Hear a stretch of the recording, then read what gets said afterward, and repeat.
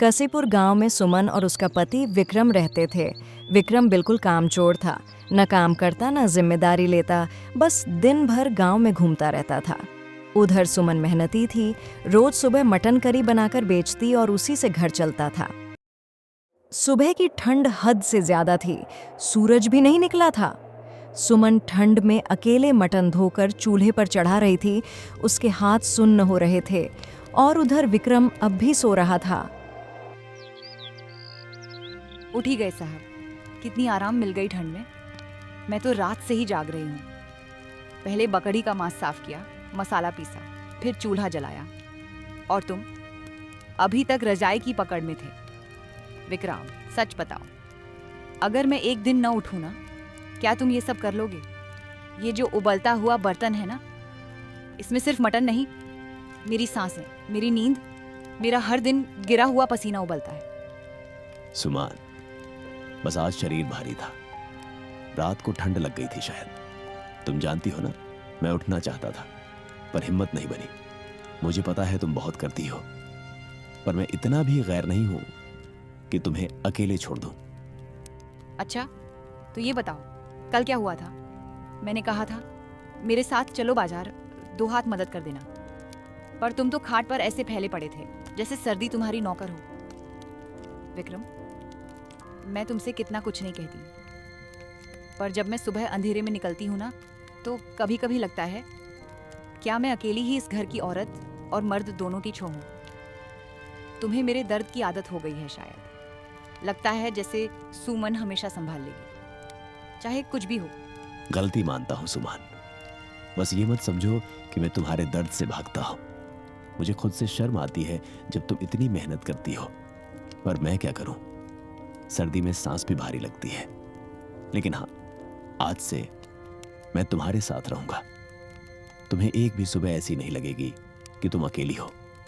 बातें तो तुम बहुत मीठी कर लेते हो, पर मीठी बातें चूल्हा नहीं जलाती विक्रम। ये हाथ जलते हैं, ये आंखें धुएं से भरती हैं, ये कमर टूटती है और तुम हर बार बस आज से बदल जाऊंगा कहकर निकल जाते हो। तुम्हें पता है गांव की औरतें क्या कहती हैं? सुमन का पति तो मटन से ज्यादा नर्म है, काम का नहीं। मुझे बुरा लगता है विक्रम, बहुत बुरा, क्योंकि मैं तुम्हें ऐसा नहीं देखना चाहती। मैं चाहती हूँ लोग कहें, वो देखो सुमन और विक्रम दोनों मिलकर घर चलाते हैं। पर ये सपना सिर्फ मेरी तरफ से नहीं चल सकता। वह उठी, मटन से भरी हांडी सिर पर रखी और ठंड में आगे आगे चलने लगी। थकान के बावजूद आंखों में एक उम्मीद थी कि आज विक्रम थोड़ा सा देगा। सुमन ने हांडी खोली, मसालों की खुशबू फैल गई। ताजा ताजा देशी मटन, ताजा देशी मटन।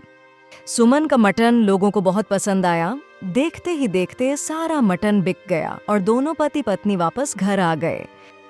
विक्रम, जरा लकड़ी दे दो, ठंड बढ़ रही है, खाना भी बनाना है।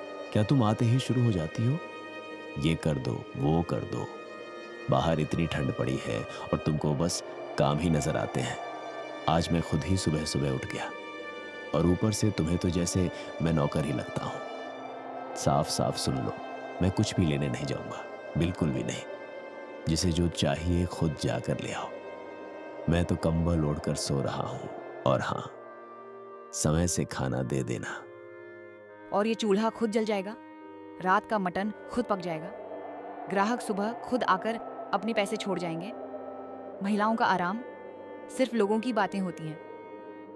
असलियत में हम बस रुक नहीं सकते। तुम साथ चलाए, ये अच्छी बात है, पर आज भी आधा काम मैंने ही किया विक्रम, क्योंकि मेरे पास कोई और रास्ता नहीं था विक्रम। मैंने ये काम शौक में नहीं सीखा, जिंदगी ने मजबूर किया। जब तुम देर तक सोते रहे, मैं अकेली 6 किलो मटन ली निकली थी। जब तुम कहते थे आज ठंड है, मैं कहती थी आज घर में दाल भी नहीं। तुम्हें पता भी है मटन साफ करते वक्त हाथ कैसे सुन्न हो जाते हैं, या मसाला पीसते वक्त कलाई कैसे जलती है। ताने देना बंद करो सुमन, और जाकर अपना काम करो। मेरा सिर मत खाओ हर वक्त। सुमन के दिल में विक्रम की कड़वी बातें तीर की तरह उतर गई थीं। ठंड से कांपते हुए थके हारे कदमों में दर्द लिए वह अकेली ही लकड़ी लेने निकल पड़ी।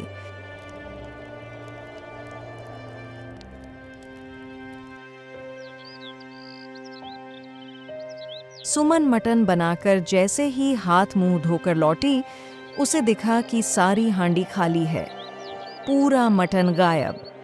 सुमन घबरा गई और उधर विक्रम अभी भी चारपाई पर सो रहा था। विक्रम, सुबह से मैं मटन करी बना रही थी। आज ज्यादा बनाना था क्योंकि ग्राहकों को हमारा मटन बहुत पसंद आ रहा था, लेकिन किसी ने सारी मटन की हांडी ही चुरा ली। अब मैं क्या करूं? मैं तो मटन वाले से ये माल इस शर्त पर लाती हूँ कि आधा तैयार करके उसके घर पहुंचाती हूँ। आज अगर उसको नहीं दिया तो वो हमें आगे मांस ही नहीं देगा। हमारी रोजी रोटी खत्म हो जाएगी। विक्रम, तुम समझते क्यों नहीं? क्या सुमन, सुबह सुबह क्या तमाशा लगा रखा है? इतना शोर मचा रही हो, आदमी की नींद तक हराम हो जाती है। क्या गायब हुआ है अब? हर रोज कोई ना कोई नया चक्कर ले आती हो। मुझे थोड़ी मालूम पड़ेगा कि कहां गया, किसको दिखा। अभी तो मेरी आंखें भी ठीक से नहीं खुली हैं। मुझे सोने दो यार, कम से कम सुबह तो चैन से रहने दिया करो। रोज रोज यही झंझट मत पकड़ा किया करो। सुमन, आज तूने मेरे घर मटन नहीं पहुंचाया। पूरा परिवार इंतजार कर रहा था और आज तो तू ज्यादा मांस ले गई थी। लगता है तू पर भरोसा करके गलती की।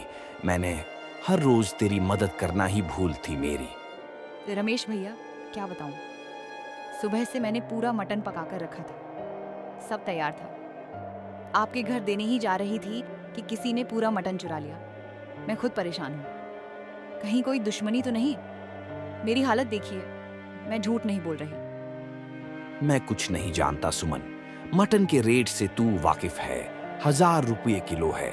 ऊपर से मैं तुझे रोज उधार देता हूं। अब हिसाब सीधा कर। कल तू 3 किलो ले गई थी।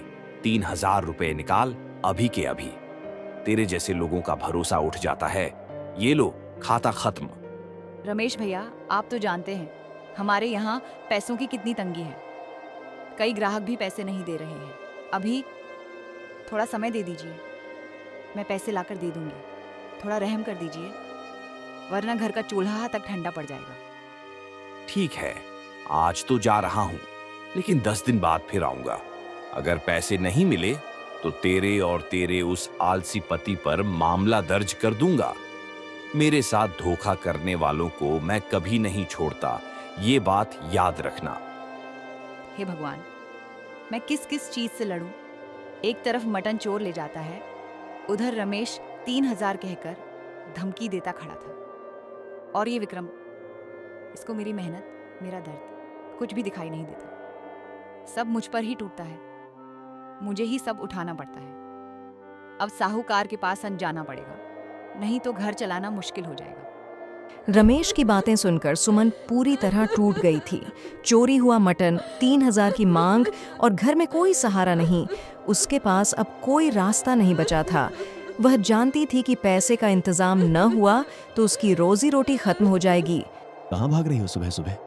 मत जाओ अभी, बहुत थकान है मुझे। और सुनो, मेरे लिए चाय बना देना। और हाँ, तुम हर बात का रोना क्यों रोती रहती हो? मटन गया तो गया, क्या आसमान टूट पड़ा? इतना माथा मत खाओ सुबह सुबह। विक्रम, मैं चाय तब बनाऊं जब पास जलाने को लकड़ी भी हो। मेरे पास अभी 3000 का डर खड़ा है और तुम्हें चाय की पड़ी है। कभी आदमी बन जाओ, एक दिन भी मेरे साथ चलकर देखो। ये मटन बेचना मजाक नहीं। थक जाती हूँ, डर जाती हूँ, अकेली सब करती हूँ मैं, और तुम बस पूछते हो चाय बनी कि नहीं। बस बस, मत शुरू हो जाओ फिर से। तुम्हारी बातों से सच में सिर दुखने लगता है। दबी सांसों और भारी कदमों के साथ वह साहूकार के दरवाजे की ओर चल पड़ी। आखिरी उम्मीद वहीं बची थी। सुमन फिर आ गई? क्यों? ऐसे खत्म हो गए क्या? क्या वो आलसी पति फिर घर पर पैर फैलाकर सो रहा है? अरे, गरीबों की यही दिक्कत है, मुंह हमेशा उधार के दरवाजे पर ही खुलता है। सेठ, मजबूरी है, मटन चोरी हो गया और रमेश 3000 रुपये अभी चाहता है। नहीं दिए तो कह रहा था केस कर देगा। मुझे थोड़ा उधार दे दीजिए, घर की इज्जत बच जाएगी। मैं हाथ जोड़कर कह रही हूँ। मटन बेच बेच कर नाम तो खूब कमा रही हो, लेकिन पैसा अभी तक 1 रुपया भी वापस नहीं किया। और तुम्हारा पति दिन में 10 घंटे सोता है। इतना आलसी आदमी मैंने नहीं देखा। कमाई शून्य, उधारी पूरी, फिर भी तुम लोगों की हिम्मत देखो, रोज मुझ पर ही बोझ लेकर चढ़ाती हो।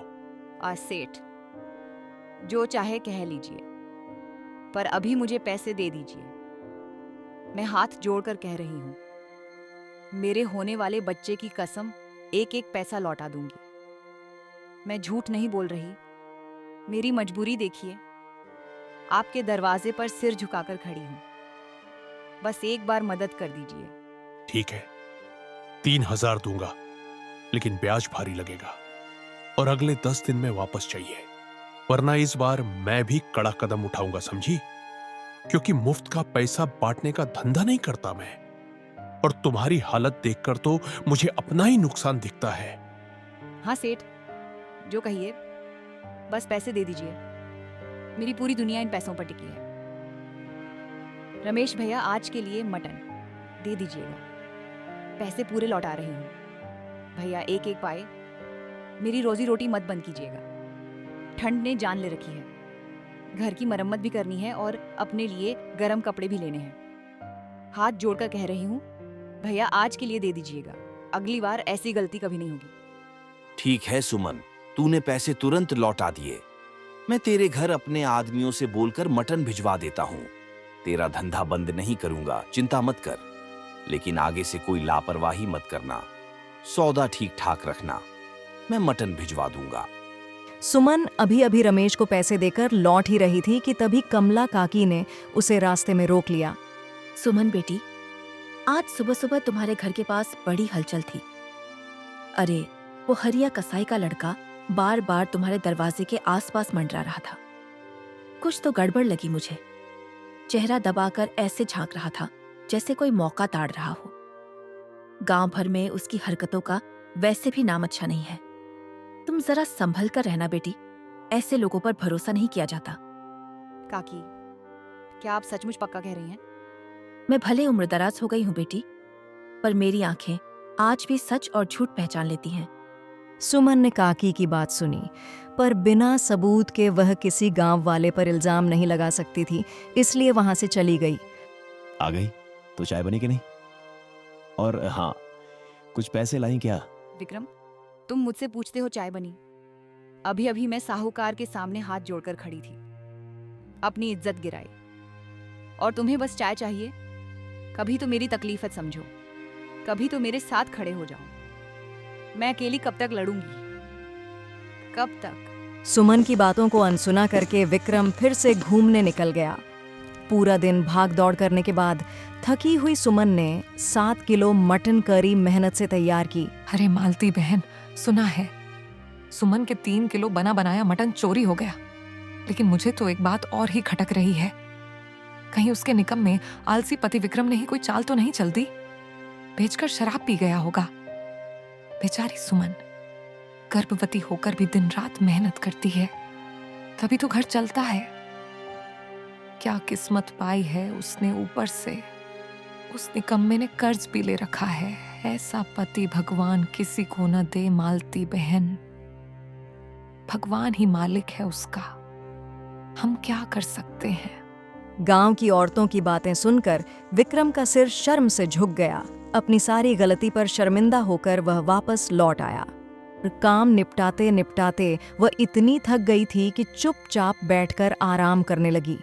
थोड़ी ही देर बाद साहूकार ने दरवाजे पर आकर जोर से दस्तक दी। सुमन, पैसे का क्या हुआ? तेरी हालत देखकर तो कहीं से नहीं लगता कि तू पैसे दे पाएगी, इसलिए सोचा खुद ही आकर पूछ लूं। और सुन, तेरा पिछला हिसाब आज तक पूरा नहीं हुआ है, ऊपर से नया कर्ज चढ़ा लिया तूने। ध्यान रखना, इस बार भी पैसे नहीं मिले तो ऐसा ब्याज चढ़ेगा कि जिंदगी भर याद रखेगी। सेठ जी, मैं दे दूंगी पैसे, बस थोड़ा समय दे दीजिए। दिन रात मटन बनाकर बेच रही हूं मैं। आपके पैसों को लेकर मैं कहीं भाग नहीं रही। समय से ब्याज समेत लौटा दूंगी, बस जरा दया कर दीजिए। मेरी रोजी रोटी बंद मत कराइए। मैं हाथ जोड़कर विनती कर रही हूं। समय से ज्यादा महंगा ब्याज पड़ता है सुमन। तुझे तो ये बात अब तक समझ आ जानी चाहिए थी, पर क्या करे, तेरे जैसे लोगों को समझ भी कहाँ जल्दी आती है। चल ठीक है, 10 दिन और दे रहा हूं, लेकिन याद रखना इस बार बहाना नहीं चलेगा। जरा भी देर हुई ना तो ऐसा ब्याज चढ़ेगा कि जिंदगी भर नहीं उतार पाएगी। हम पैसे वापस कर देंगे सेठ। हम गरीब हैं पर बेईमान नहीं। समय से पहले ही पैसे दे देंगे, चिंता मत कीजिए। मेरी बीवी को डराइए मत। ये पहली बार था जब विक्रम ने सुमन के सामने किसी बात पर आवाज उठाई। अगली सुबह जैसे ही सुमन मटन लेकर बाजार जाने निकली, उसने देखा मटन फिर से गायब था। दिल दहल गया, लेकिन उसने हिम्मत नहीं हारी। हे भगवान, सारे मटन फिर गायब हैं। लेकिन इस बार मैं उस चोर का पता लगाकर ही रहूंगी। अपनी मेहनत को मैं यूं ही बेकार नहीं जाने दूंगी। एक दिन उसने चोर को पकड़ने की तरकीब लगाई। इस बार विक्रम भी उसके साथ था। सुमन ने अपनी मटन की कड़ाही में एक छोटा सा छेद कर दिया और दोनों पति पत्नी रात में सोने का नाटक करने लगे।